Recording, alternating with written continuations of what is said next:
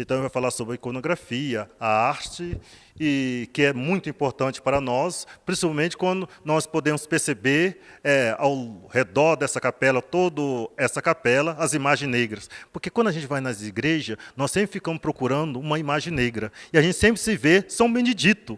E aqui a gente já vê iconografia, todo o desenho, toda a pintura, e tem toda uma bela história do povo negro e também das grandes mulheres que aqui moraram, que aqui resistiram e que aqui ainda vivem algumas. Então o Padre Mauro vai relatar um pouco disso para nós e explanar tudo isso. E a teologia negra vai vir a nossa irmã Creuza, que é pós-doutorada no Paraná, é doutora aqui na FAGE, e vai falar sobre a teologia negra. A teologia negra é o jeito de nós olharmos para a Sagrada Escritura e de lá fazer um diálogo a partir da nossa experiência.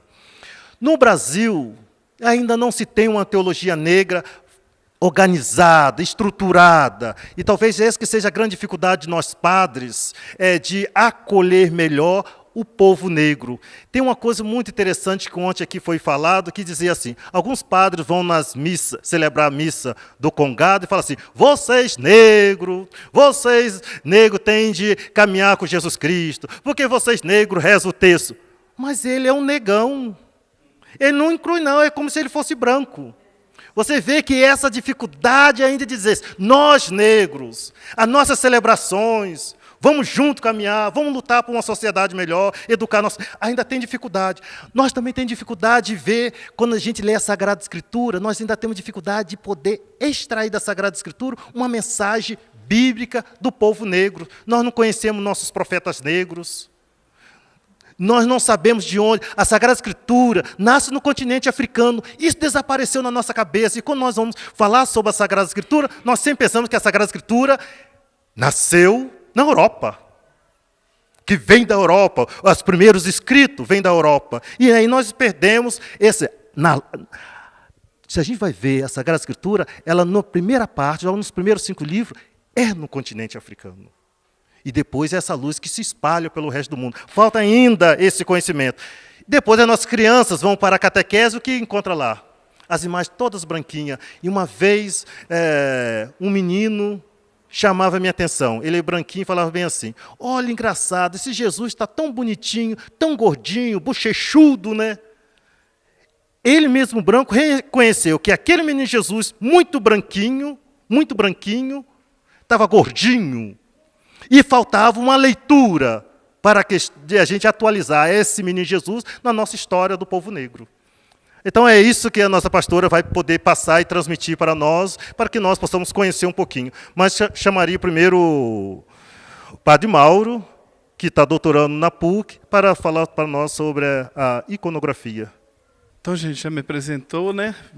Já falei também, obrigado pela presença de todos e todas.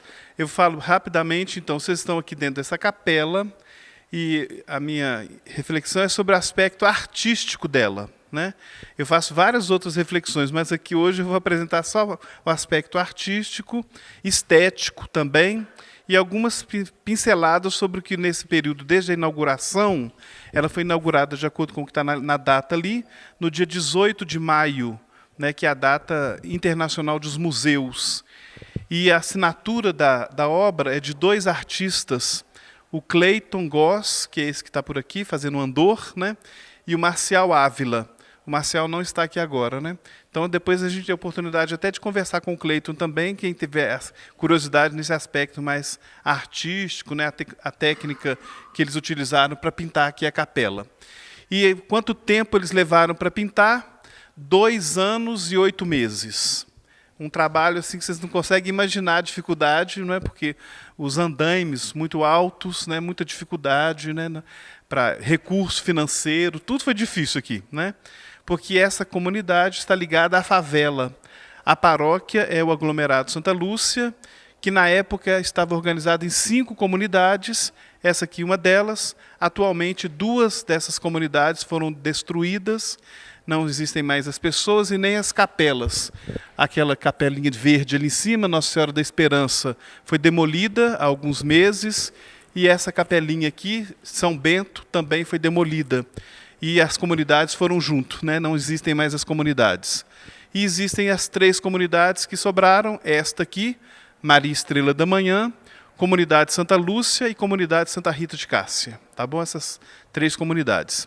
E qual foi a proposta aqui? É baseado na história de um grupo de mulheres que frequentava, algumas já morreram, e que frequentam esse lugar. No total, elas são 14 mulheres, todas mulheres negras, todas essas mulheres, algumas delas nascidas, moradoras aqui da favela, deste aglomerado, Santa Lúcia, principalmente aqui da Vila Estrela. Então não tem mulheres homenageadas que são de outras vilas, nem da mais alta, que é lá no Morro do Papagaio, nem da Barragem.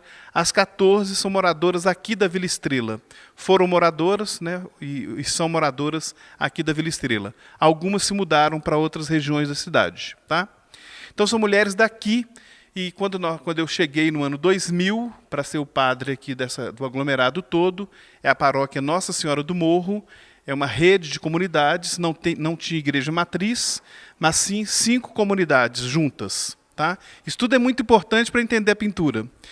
Então eu cheguei e encontrei aquele barracão que está apresentado ali, né, numa das dores, é a 7ª dor de Maria. Então o barracão era pequenininho, 4x4 mais ou menos, talvez um pouquinho maior, o Pedro, que é pedreiro, talvez 5x5, assim, uma coisa bem pequena. Né? E era uma cozinha. Ele era pequeno, mas ele era uma grande cozinha. E, de vez em quando, elas chamavam o padre para rezar aqui. Isso na década de 60, de 70. Década de 70, elas conseguiam um padre que vinha celebrar, porque a paróquia nem tinha sido fundada ainda. Né? Quando eu cheguei, aí já era uma capela mesmo, sempre com a cozinha dentro, por isso que a gente tem a cozinha integrada aqui no espaço. Né? Não é que ela está ali só por enquanto. Foi uma decisão do grupo que a cozinha vai permanecer aqui. Então, não é que o Cleiton, pintor, ele fala, isso aqui não é uma capela, isso aqui é uma cozinha que tem uma capela dentro. Né? É diferente de pensar que é uma capela que tem uma cozinha dentro. Né? Aí ele falou, quando ele estava pintando lá de cima do andaime, ele falou, padre, agora eu descobri. Você me chamou para pintar uma capela e agora eu descobri que isso aqui é uma cozinha. Eu estou pintando uma cozinha que tem uma capela. Tá? Isso aqui tudo é importante para entender a pintura, né? A iconografia. Iconografia é escrever com imagens. Iconografia, escrever com imagens. Né? E eu fui o responsável para pensar as imagens que iriam contar essas histórias.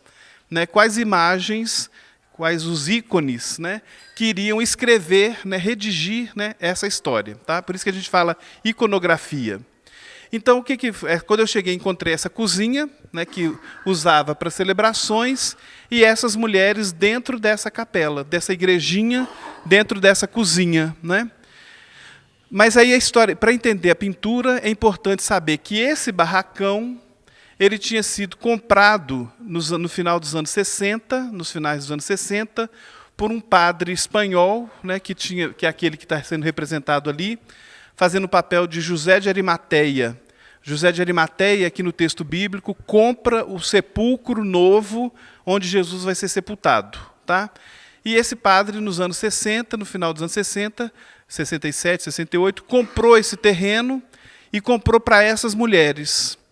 O problema é que ele foi embora no final dos anos 60, ele mudou de diocese, e elas vieram para cá no início dos anos 70, 72, 73, elas mudaram para cá, e elas esqueceram, literalmente, elas esqueceram que o terreno, o barracão tinha sido comprado para elas. E ficaram aqui, né, cozinhando, rezando. Quando foi início dos anos 90, o Dom Werner, né, entrou nessa história. Porque quando elas chegaram um dia para celebrar, elas viram aquela placa escrito "Vende-se". E uma das mulheres, que é aquela que está ali representada, que é chamada de Dona Santa, inclusive é a única das pinturas que o olho dela, né, segue a gente pela capela. Então, onde a gente está, ela fica olhando para a gente. Tá? E ela está ali. Por que ela foi colocada ali? Ela está como uma Nossa Senhora das Dores. Ela está olhando exatamente para o barracão, porque ela falou, né, antes de morrer, né, que quando ela viu a placa de "Vende-se", foi como se uma espada tivesse atravessado o coração dela. Né? E aí, então, ela falou, ela disse isso, quando a gente foi pintar, nós lembramos dessa fala dela, né? E ela dizia, eu quero uma igreja de verdade. A gente está aqui nesse barracão, né? Quando é que a gente vai ter uma igreja de verdade? Quando elas viram a placa de vende-se, elas entraram em contato, então, com a diocese, com a paróquia vizinha, que era proprietária do terreno, e aí elas tiveram a possibilidade de conversar com o Dom Werner, e ele sugeriu, então, que elas saíssem daqui, que elas fossem embora, porque pertencia à paróquia do Menino Jesus, que é o bairro Santo Antônio, né? Mas aí elas, então, quando ele falou isso, elas decidiram ficar. Aí a gente usa a palavra, elas resistiram, né? Elas decidiram ficar. Mas o bispo não brigou com elas, né? É importante dizer, ele não brigou assim, mas ele de fato falou para elas saírem, né? Elas permaneceram até quando eu cheguei, no ano 2000, e eu fiz, então, contato, ou seja, quase 30 anos depois, 90, 2000, não, 20 anos depois, eu entrei em contato na paróquia e eles não falaram, não, sem problema nenhum, a gente transfere a propriedade para a paróquia Nossa Senhora do Morro, né? E aí, com isso, a Dona Santa e as outras mulheres começaram a perguntar quando é que a gente vai ter uma igreja de verdade, tá? Então, passado esse momento, a história lá nunca ficou muito clara. Há mais ou menos um ano, o padre José Muniz, que é aquele que está como José de Arimateia, ele esteve aqui e finalmente lembrou para elas. Eu comprei, foi para vocês, né?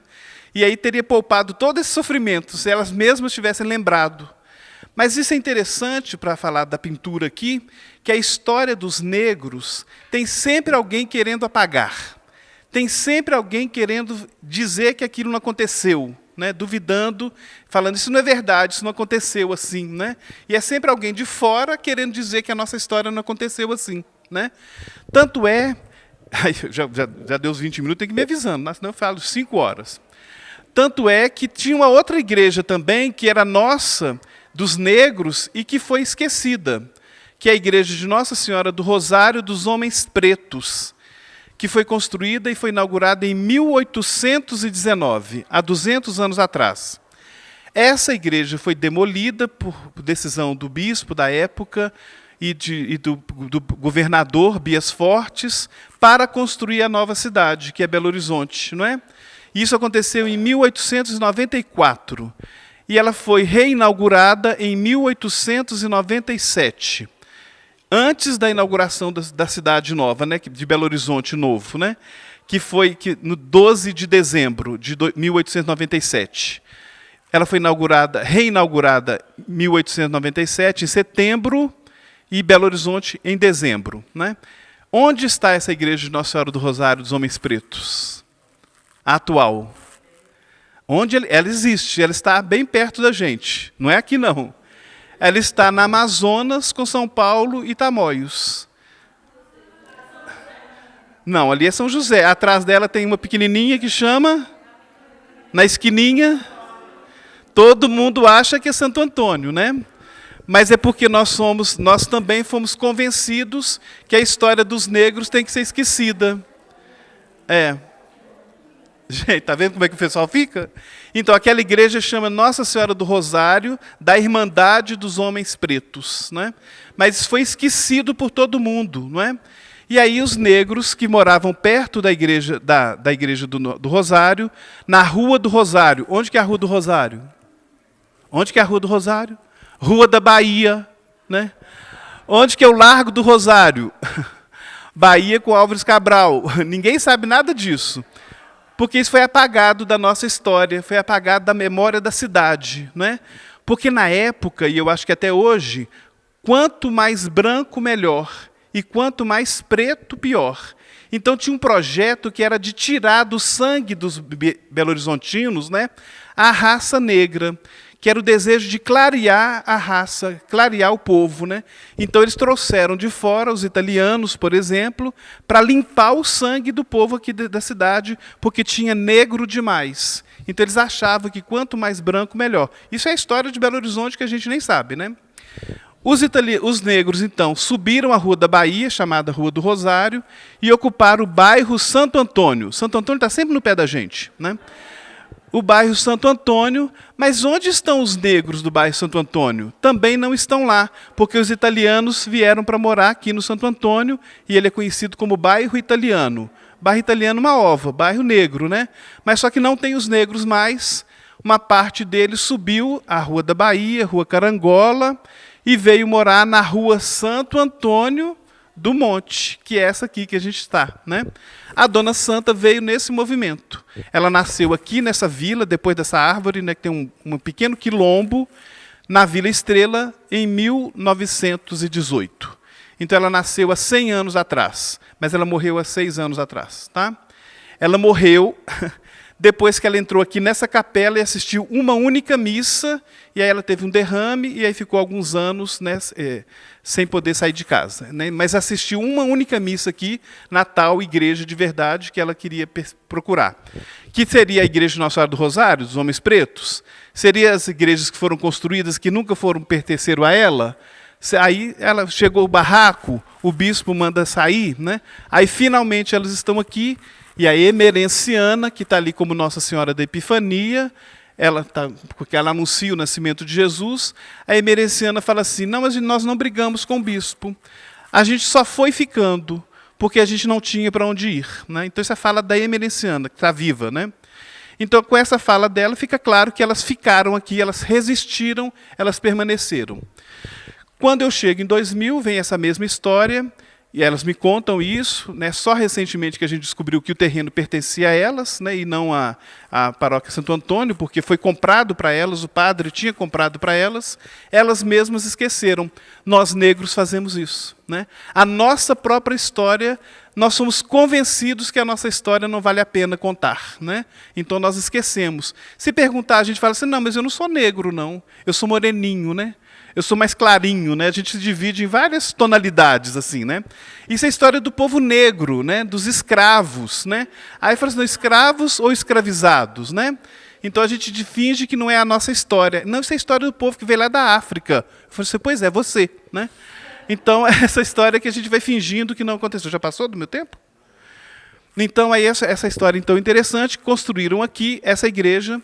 O museu veio para cá em 2014, a igreja já estava pronta, e aí nós decidimos pintar toda a capela contando essa história. Então, rapidamente, a iconografia, que eu acho que o essencial era dizer essa história da luta delas.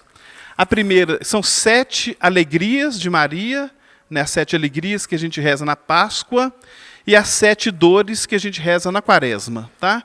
As 7 dores de Maria e as 7 alegrias de Maria, né? Todas elas são as Marias que representam Nossa Senhora aqui no caso. Ali em cima vem a primeira alegria, o anjo anuncia a Maria que ela vai ficar grávida. E ela duvida e o anjo fala para ela, para Deus nada é impossível. Para Deus nada é impossível. E aí a gente coloca ali a Dona Maria da Conceição, que a gente chama mais de Tia Ia, tá bom? E aí vem a segunda alegria, a visita de Maria Santa Isabel. A Maria da cena é essa escultura, né? E o rosto dela é da Dona Generosa, tá? E a de amarelo representa Isabel, a prima de Maria, que também está grávida, idosa e grávida, né?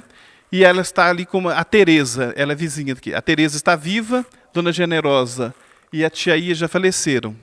A Dona Generosa é mãe da Teresa e mãe da Tia Ia, tá? Terceira alegria, porque a gente seguiu a ordem cronológica de Maria, tá? Da vida dela. Terceira alegria, o nascimento de Jesus. Aqui está com o menino Jesus, o nome dela, eu nunca lembro o nome dela, mas é tipo porque eu não a conheci direito, então mas a gente chama ela de Tia Neném.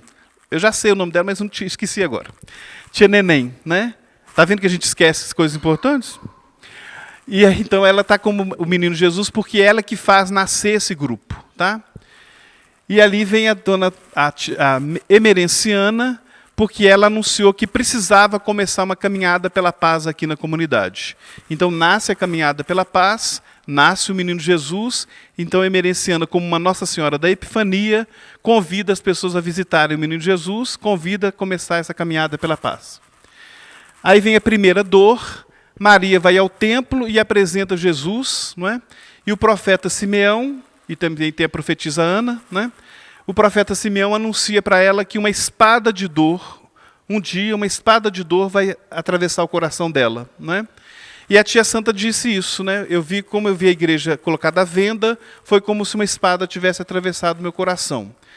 E ali ela está de braços abertos, porque ela vai receber um estandarte, né, com a pintura, narrando o momento que ela vê a placa, colocando a capela à venda. Tá bom? A segunda dor de Maria, o rei Herodes está perseguindo o menino Jesus, querendo matá-lo, esse projeto de morte, que é o mesmo projeto que continua querendo matar os jovens negros, né? Então, esse projeto de morte, Maria e José, com o menino Jesus, fogem para o Egito. Então, ali está sendo representada a dona jovem, que sempre fez o chá, que é servido aqui. Só que ela mudou daqui, foi para outro bairro, para o Jardim Canadá. E agora ela só vem aqui uma vez por ano, quase, ou menos que isso. Então, o dia que ela foi embora foi uma grande dor para nós, porque ela estava como nossa coordenadora na época. Tá?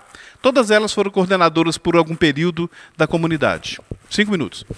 Então, agora ali vem a terceira dor de Maria, a perda do menino Jesus. A Maria representada é a Maria Rodrigues, e ela continua buscando o filho dela. Ela é mãe adotiva, ela adotou um filho, e ela continua procurando esse menino porque ele foge de casa de vez em quando. Então ali a cena é a perda do menino Jesus aos 12 anos. A quarta alegria, Jesus é encontrado no templo entre os doutores. E aí vem como sentada uma Maria, o nome dela mesmo é Josimeire. A Josimeire é filha da Emerenciana, e quando a Josimeire era criança, a Emerenciana falava com ela assim: ó, minha filha, que é a filha dela, quando você crescer, né, aprende a arrumar a casa direitinho, a lavar, a cuidar da casa, a cozinhar, porque trabalho de doméstica nunca falta. E a Josimeire falava assim: não, mas eu não quero ser doméstica, né?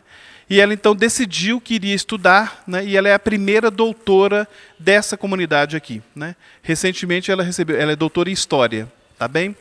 E ela está como uma Nossa Senhora no templo. E aí valeria a pena discutir muito sobre esse quadro, porque as mulheres judias, nem sempre elas estão dentro do templo, porque no período da menstruação elas são consideradas impuras, né? Nós católicos, os católicos, né, não sei se os protestantes têm regras de pureza, assim. Algumas, depois tem que pensar. Explicitamente não. Então, católicos a gente deve ter também, mas não estou lembrando agora. Mas os judeus têm essas regras de pureza, então a mulher menstruada não pode entrar no templo, tá? E nem pode tocar o livro sagrado. E aí a gente coloca uma Maria adulta, né, dentro do templo. E os doutores, né, em contraposição, e ela com a mesma altura e autoridade dele. Deixa eu pegar meus últimos minutos. Jesus, caminhando para o Calvário, ele para no metade do caminho e diz para as mulheres: não chorem por mim, chorem por vocês mesmas e pelos vossos filhos.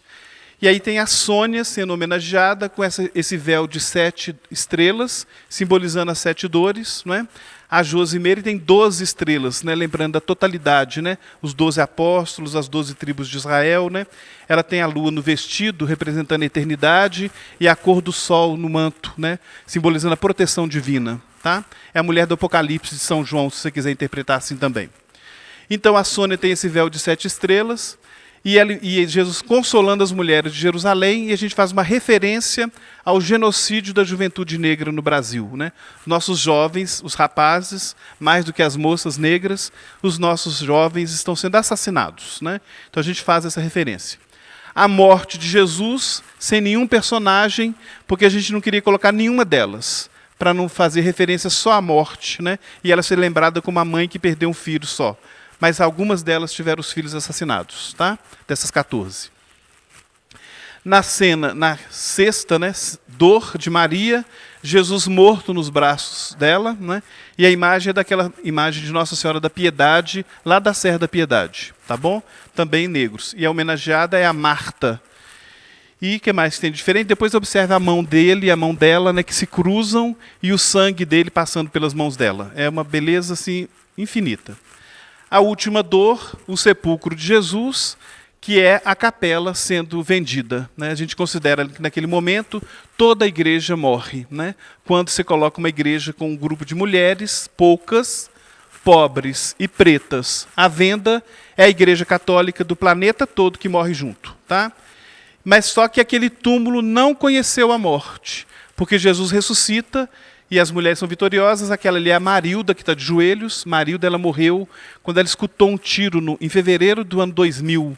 Eu tinha acabado de chegar. Ela escutou um tiro e caiu morta de susto, porque ela estava com medo de que o filho dela fosse assassinado, né? Então ela cai morta de susto.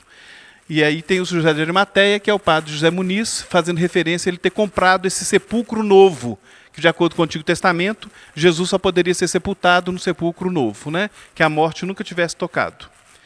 E aí voltam as alegrias. Essa aqui é a ressurreição de Jesus. É a única Maria da cena que não é Maria, mãe de Jesus, é Maria Madalena, porque a gente queria exatamente o texto de São João, capítulo 20, esse diálogo de Jesus com Maria Madalena. E Jesus pergunta, mas afinal de contas, o que você está procurando? Né? Aí, no caso, ela podia dizer, eu estou procurando uma igreja de verdade. Né? Então, eu estou procurando meu Senhor, estou procurando, né, a minha felicidade, a razão da minha vida. Né? E aí, no caso, é a dona Tina, que cuidava do nosso jardim, a gente chamava ela de Senhora do Jardim, né, que ela cuidava do jardim, que tem aqui no museu, lá no segundo andar. Em cima, Pentecostes, um Pentecostes diferente, porque são as 14 mulheres reunidas, mais a vizinha de frente no prédio. Aí tem 15, porque elas decidiram que queriam que a dona Mariana também fizesse parte do grupo. Né? Isso na hora que estava pintando. Não, a gente quer a dona Mariana também. Então aí tem a única que está sem véu, porque o véu representa a consagração. Aí ela é a única que está sem véu e de azul, lá no fundo, de cabelo branco. Tá? E eu já tinha sido transferido daqui. Aí um dia a gente pode perguntar, eu estava na metade do processo de pintura, né, do trabalho de pintura, e a diocese então decide me transferir de paróquia. Eu fui para o outro lado da cidade, mudei inclusive de região episcopal. E aí o trabalho foi muito mais demorado, o que demoraria 1 ano e meio, nós levamos 3 anos para fazer, porque eu tinha que ficar vindo da minha paróquia para atender e cuidar também da pintura aqui. Então aí foi uma decisão também dos bispos, né, a minha transferência. E aí eu me pergunto, né, se também não tem uma intenção de silenciar essa história, né, uma intenção de não deixar que essa história terminasse de ser contada. Aí o que vocês veem aqui não é o projeto original, né, o projeto seria um pouco mais diferente, porque cada cena era discutida e dialogada com elas durante as celebrações, né? Eu passei, então, por 2 anos, eu não era o padre daqui, eu não podia mais celebrar com elas e dividir, discutir com elas o que seria apresentado em cada cena. Então, eu acho que também esse é o mesmo projeto lá de sempre, né, de tirar os negros dos seus espaços, né, e de que essa história não fosse contada. E aqui vem a última alegria, Maria sendo coroada rainha do céu, e essa é uma rainha do Congado que nós temos aqui na vila, é também Dona Marta, são duas, né, que é Marta. Ela é alta, então a gente chama ela de Martona, e aquela é Martinha, porque ela é baixinha. Então a Dona Marta é rainha conga, aqui dessa comunidade, e no segundo andar, se vocês forem visitar o museu, tem toda uma sala dedicada a ela. Dona Marta, rainha do Congado, rainha de Santa Efigênia, tá bom? Iconografia é essa, depois da gente ouvir sobre teologia negra, se a gente tiver alguma questão que possa juntar esses 2 temas, teologia negra presente aqui nessa capela, aí a gente conversa um pouco mais. Muito obrigado.